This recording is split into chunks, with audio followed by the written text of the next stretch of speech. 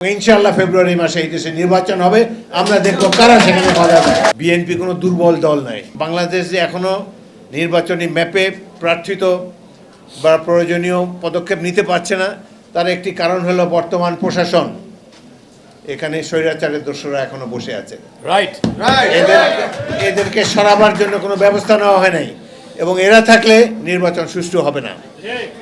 সুতরাং আমরা বিএনপির পক্ষ থেকে দাবি জানিয়েছি, আবারও জানাবো, নিরপেক্ষ নির্বাচনের স্বার্থে এই অ্যাডমিনিস্ট্রেশনকে, প্রশাসন ব্যবস্থাকেও নিরপেক্ষ করতে হবে। ঠিক। আমরা স্বৈরাচারের দোসরদেরকে মাঠে রেখে নির্বাচনে যেতে পারি না। এবং এই যে যারা বলছে যে নির্বাচন হতে দেওয়া হবে না, বিএনপি কোনো দুর্বল দল নয়। কারা নির্বাচন হতে দেবে না ইনশাআল্লাহ আমরা রাজপথে দেখতে চাই। 17 বছরের আত্মত্যাগ তো ব্যর্থ হতে পারে না। এই দেশের জন্য আমরা যুদ্ধ করেছি। আমাদের নেতা জিয়াউর রহমান স্বাধীনতার ঘোষণা দিয়েছেন। বেগম খালেদা জিয়া বছরের বছর বিনা বিচারে কারাগারে কষ্ট করেছেন।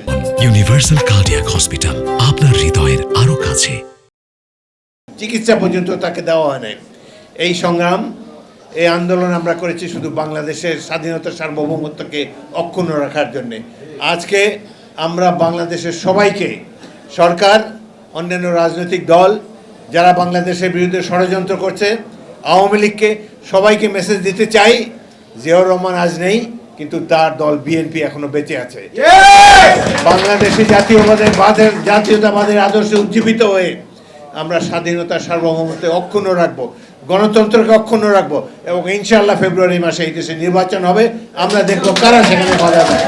আপনাদের সবাইকে অসংখ্য ধন্যবাদ। আল্লাহ হাফেজ। বাংলাদেশ জিন্দাবাদ।